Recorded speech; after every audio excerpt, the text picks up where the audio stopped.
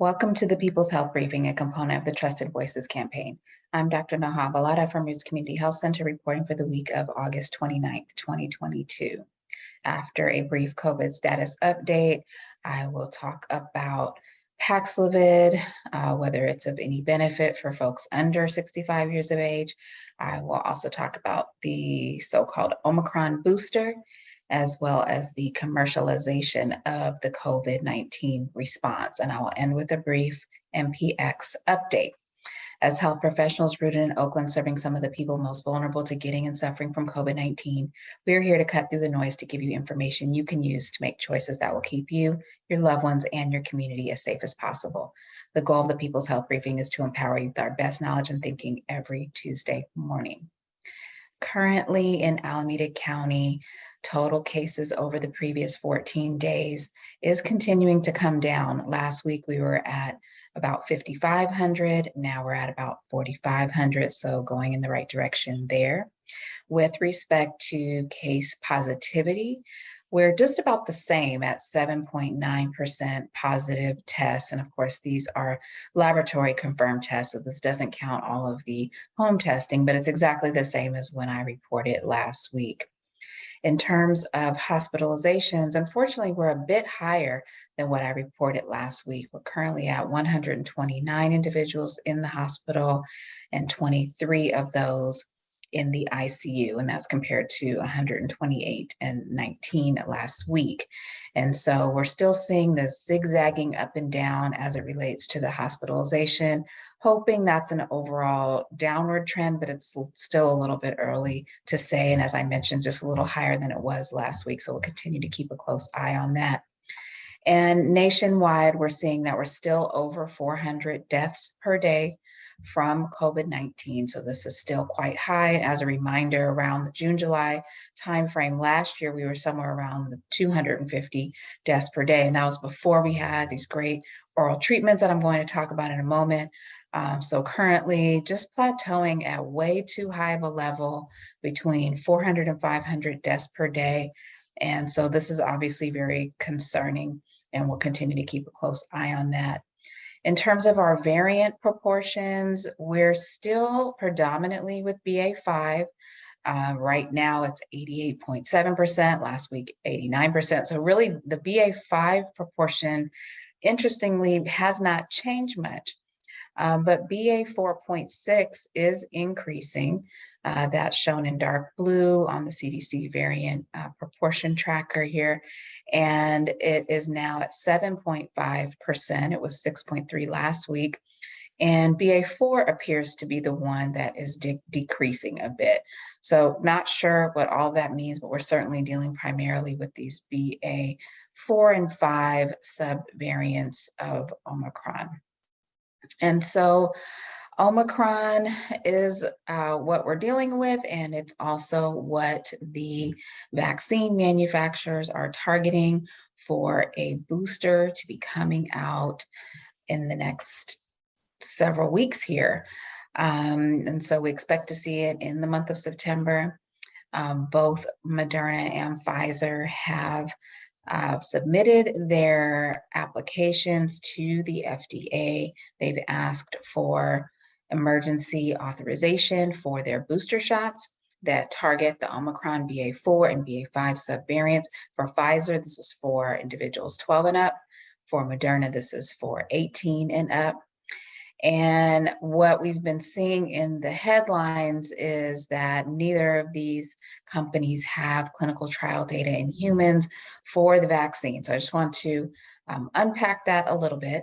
The manufacturers' requests are based on data that they have from a few places. So one is boosters that were targeting an earlier version of Omicron. So they have the clinical data from Omicron specific vaccines that were, remember, back in BA1 times. And so when Omicron first made it on the scene, we had different subvariants of Omicron. And so the manufacturers were actually already making these what we call bivalent vaccines, meaning that it has a couple of different types. And so they developed them, but they did not deploy them. So they've got some clinical human data there. They've also got preclinical data from mice. So that's typically what they will do before the human trials, if they're going to do human trials. And they are also leaning on the real world data, which is from the current mRNA COVID-19 vaccines. And at this time, over 589 million doses of the mRNA vaccines have been administered. So taking all of that together, what health officials are essentially saying is that they don't need additional trial data in humans, because essentially the vaccine manufacturers are just making tweaks to the existing vaccine, which has, this established safety record of success. And also, we know that really the promise of the mRNA vaccines from the very beginning was that when there were additional variants, you could just revise the mRNA sequence and you could use the same platform. And so that was what we were told from the beginning. And I think a lot of us were feeling like, well, then why haven't we gotten new updated ones for so long? And so we were saying it was taking too long. And now that it's here, we're saying it's too fast. And so I think we just need to take a little step back and realize that actually every year flu vaccines go through this process where they don't actually have to have entire new human trials every year. So the annual flu vaccine actually is just a change of strain, just like what we're seeing right now with the mRNA vaccine. So the FDA feels very comfortable with this. They feel very experienced with this. Back when the VRBPAC, which is the advisory committee to the FDA, when they met back in June, they were overwhelmingly in favor of coming out with a bivalent vaccine. So again, including the old strain and now putting in the BA4, BA5 specific strains. And so they kind of urged that this be done.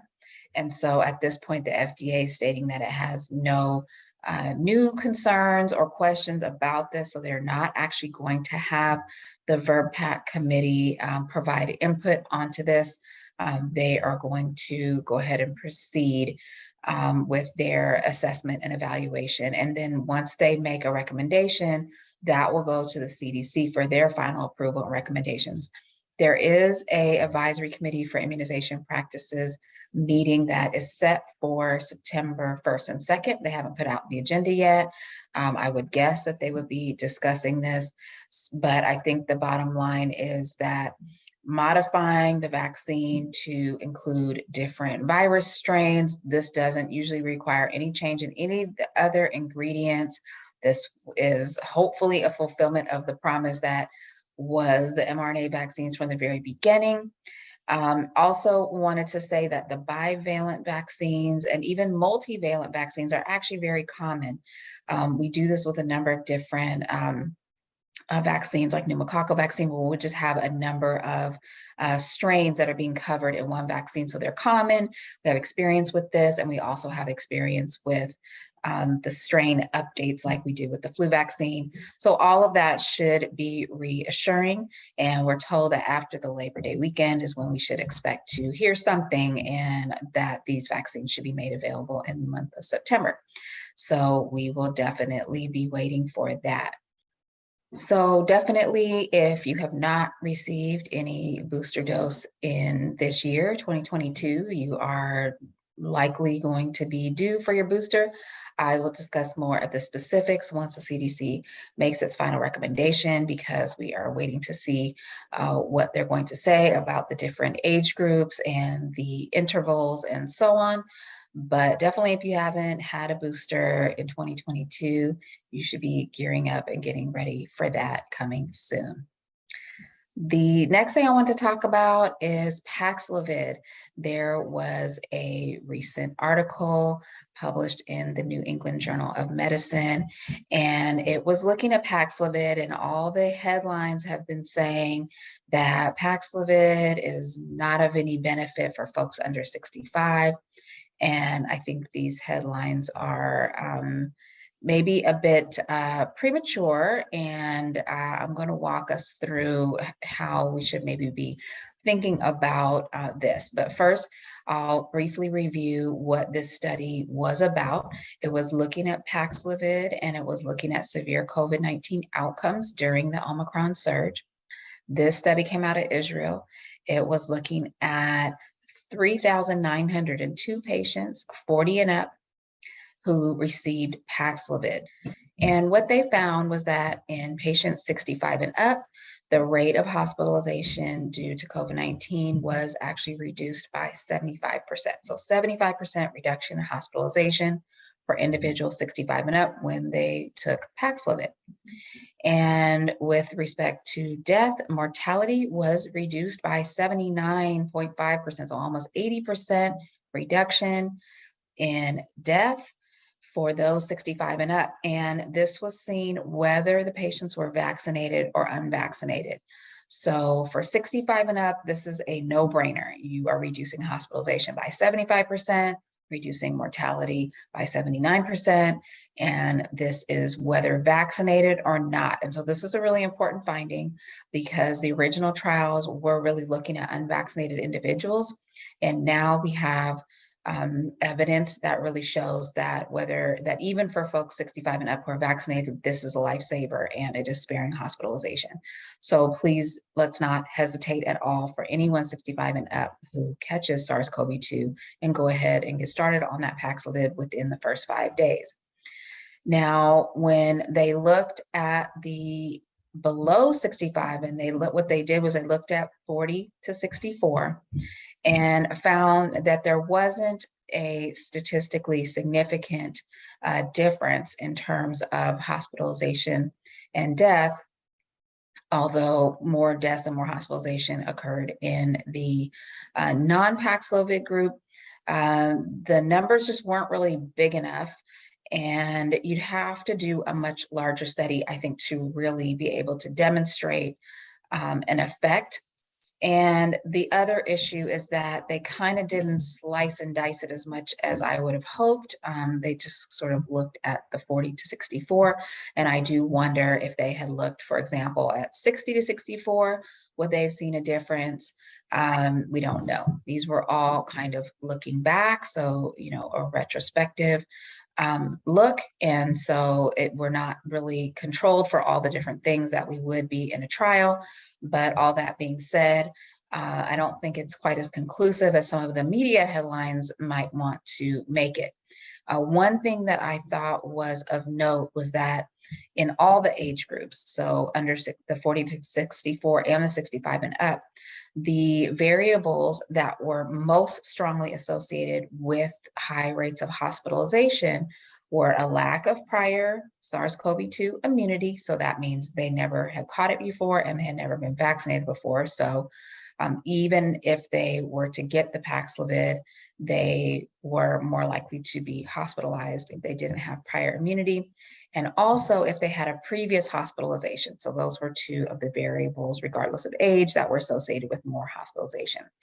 So I think what this study does is it really underscores the need for Paxlovid in 65 and up, and then everything else is still a little fuzzy.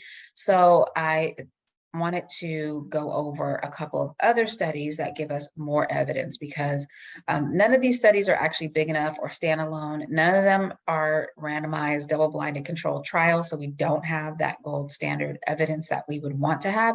But sometimes you have to look at multiple lines of evidence, like we've done many, many times through this pandemic, to come up with our best thinking at the moment.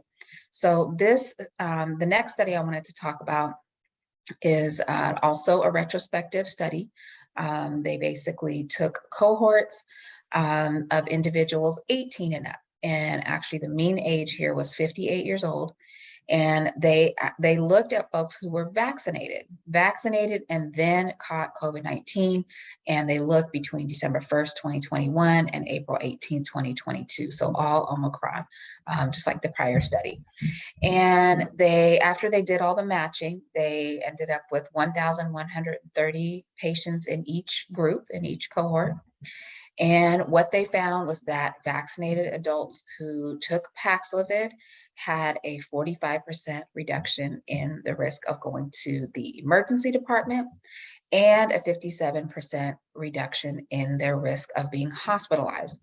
So this is pretty significant. This was looking at a younger age group and a vaccinated age group. So here we have some real world evidence that taking the Paxlovid, even in the younger age groups, was reducing emergency room and hospitalization significantly. Not as significantly as in 65 and up, but I'll take a 57% reduced risk of hospitalization just to take 5 days of pills. And remember, this is in a little bit younger age groups. This is looking 18 and up, and also was looking at people who are vaccinated. So I think this is good real world evidence that we are getting benefit even in folks under 65. And as far as deaths in this study, there were no deaths in the Paxlovid group, and there were 10 deaths in the non-Paxlovid group. So even though the sample was not big enough to get kind of a statistical difference, 0 when they got Paxlovid, 10 when they didn't. So once again, I think more bolstering of the case for erring on the side of Paxlovid. The next study I wanted to touch on was from Massachusetts and New Hampshire, also during Omicron. This looked at over 30,000 individuals. 87% of them were vaccinated, and this one was looking at folks 50 and up. And it showed that there was a significant reduction of hospitalization, 45% reduction in hospitalization for those that were prescribed Paxlovid. There were a total of 39 deaths in the study out of the 30,000. So that is not a large percentage. We're talking about 1% or so. But all 39 of the deaths were in the group that did not get Paxlovid. There were no deaths in people who did receive Paxlovid. One thing I wanted to point out is that this study did lift up the fact that patients who lived in vulnerable zip codes, as well as those who were Black or Latino, were less likely to be prescribed Paxlovid than those that were in higher income regions or those who reported being white. And so this, of course, makes us wonder about, even when we look at these great results with Paxlovid, are we getting it to the people who may be at the highest risk of having a poor outcome? And I think that what we're seeing is probably not. And so this is where we have a lot of work to do, because if we still got 400 to 500 people dying every day, I would like to know if they got Paxlovid or not, because based on all these studies we're seeing, there is more death in the untreated group. And that is spanning pretty much all the different age groups. And so the last study I wanted to point out was also looking at real world effectiveness of Paxlovid against death and hospitalization and poor outcomes. This one was from Hong Kong, and it was from the a little bit earlier wave, the BA.2.2. And what they found was a 75% reduction in death and a 31% reduction in hospitalization. And they found this in both the over 65 group and the under 65 group. And they found this in both the vaccinated and the unvaccinated. So once again, significantly lower risk of COVID-related hospitalization. And this was seen regardless of the age group or the vaccination status in this particular study. And so I think when we take all of this together, I just would say, let's not just, read the headlines and stop. We got to go beyond that. And we also can't just look at only one study. We really have to look at multiple different lines of evidence. I also want to say that it's not like something magic happens at the age of 65. And so first of all, there's probably a gradient of some sort, so that between 40 and 64, there's sort of an increasing risk as you go along. And it also is going to be variable based upon underlying conditions and so on. So 65 and up, whether you've got underlying conditions or not, Paxlovid, I think that 50 and up, we should be erring on the side of treating. based on all the evidence that we have before us, and then also 12 and up with underlying conditions, we should also be prescribing Paxlovid in most cases. So this is something that would be just determined with your physician, ideally before you catch COVID. And the other thing I want to say is that they have not been evaluating the effectiveness of Paxlovid against long COVID. And so I think in theory, I think a lot of us would say, well, if we're stopping this virus from replicating out of control and making a bigger viral load, wouldn't the risk of transmitting it and wouldn't the risk of long COVID also decrease? I think we just don't know this yet. But there have been this medication is safe. It's got a decent side effect profile. Some people have pretty bad metallic taste in their mouth, as well as some GI symptoms, but all of it seems fairly tolerable. The biggest thing that people complained about is sort of this rebound phenomenon that I reviewed in detail in a prior briefing. The link to that is in the post. And we're still learning more about that. I think it's worth noting that the FDA has told Pfizer that they must produce results of a randomized controlled trial of a second course. So a 10-day, basically 10 days of Paxlovid. So they want to see that. They wrote a letter to Pfizer on August 5th saying that by September 30th of next year, that we're going to need to see what it looks like to have a 10-day course of Paxlovid. So we'll learn more about if that mitigates this rebound phenomenon. But I think it's worth saying that none of the hospitalizations in any of the studies that I cited earlier were actually associated in any way with any kind of rebound. And so it really was a worsening of the actual condition. And so again, CDC says outpatient treatment for Paxlovid should be for those over 65, but also those over 50. And the way they say it is a risk increasing substantially at over 65. So over 50 is where we should really be considering this strongly. Also, for folks who are unvaccinated, so any age unvaccinated, we also may be wanting to consider Paxlovid, or undervaccinated, so not up to date on the boosters, and then underlying conditions. And the link to the CDC's list of those underlying conditions is in the post, and it's a very, very long list. Many, many people in the United States qualify based on that list alone. And so the US government actually has really invested in Paxlovid. It has spent over $10 billion purchasing Paxlovid and basically making it available through these test to treat pharmacies. And so this is going to take me to the next topic, which is the commercialization of the pandemic. So the White House has been signaling that it's trying to basically stop purchasing COVID vaccines, COVID medications, COVID tests. And the plan is to shift responsibility over to the private insurance market. And so this is very much what we're seeing with the COVID response in general right now, where we're just shifting everything to the individuals.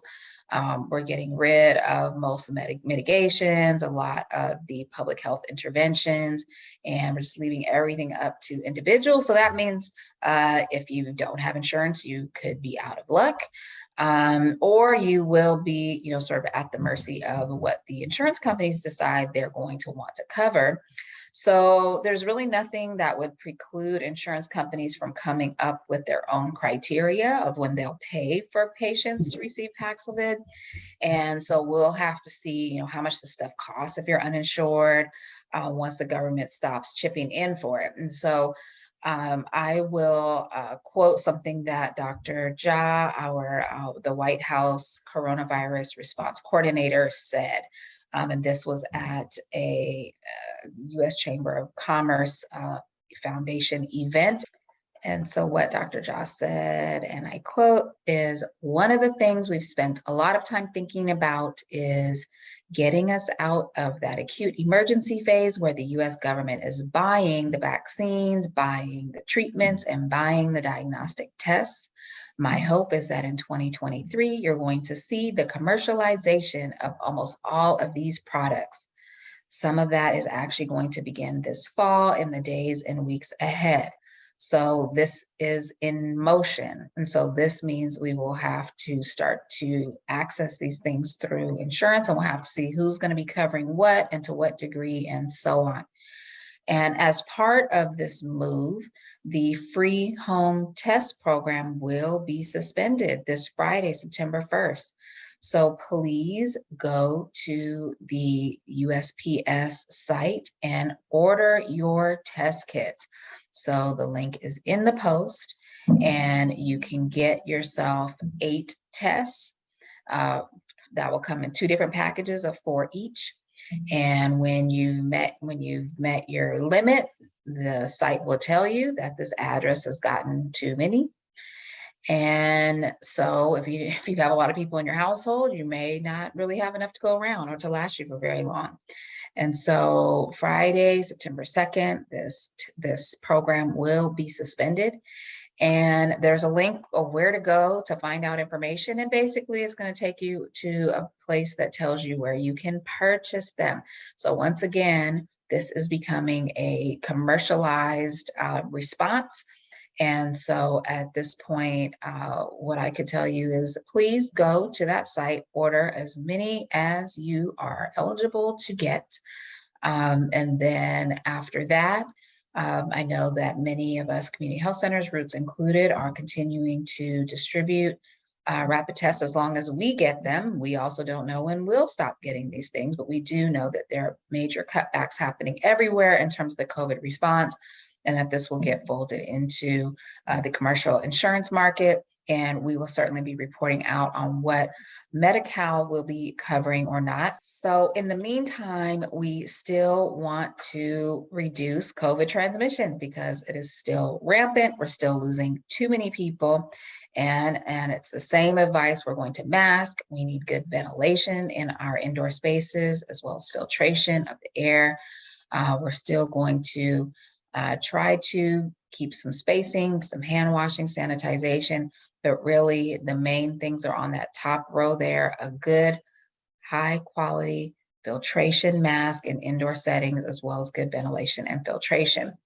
And we are also going to want a test and treatment plan. This means that if you catch it, you need to know as soon as possible, and you need to go ahead and get treated if you are in the eligible group. And finally, for a brief monkeypox or MPX update, we are seeing, we're still seeing increasing numbers. So 47,652 cases worldwide. That's up from a little over 41,000 when I reported last week. Last week when I reported, there were 14,000 approximately cases in the United States. Now we're at 17,000. State of California last week had 2,660 cases, now 3,291. And in Alameda County last week, they were reporting 144 cases, now 169. So the good news, I think, is that the sort of trajectory has seemed to slow down. We're not seeing sort of this really rapid increase anymore. Hopefully that will hold true. So at least we're not seeing exponential growth. So we are seeing increases, but it's not exponential at this point in time, it looks like. Now it's kind of hard to tell how much of this has to do with testing behavior or lags in reporting. So we're just going to have to continue to keep an eye on that. There's about 20 children that we know of that are confirmed at this time. And those are under 18-year-olds. Some of them are little. The vast majority of cases continue to be in adults. The good news is that for the most part, well, we have not had any confirmed MPX deaths. There is one patient in Houston who did die. However, the exact cause of death has not yet been established, and so we'll sort of wait to hear about that. But by and far and away, once again, I'll say that by far the greatest communicable disease threat that is before us is COVID-19. We still have way too much illness, way too much hospitalization, way too much death, and way too much disability from COVID-19. And we do not want to see any more COVID deaths. So we want to stop the spread, do what we can to mitigate it. And if you don't want to catch COVID or you don't want to catch it again, you still need to wear a mask in indoor settings. That's really the only way, or, and avoid, large crowded indoor spaces and gatherings.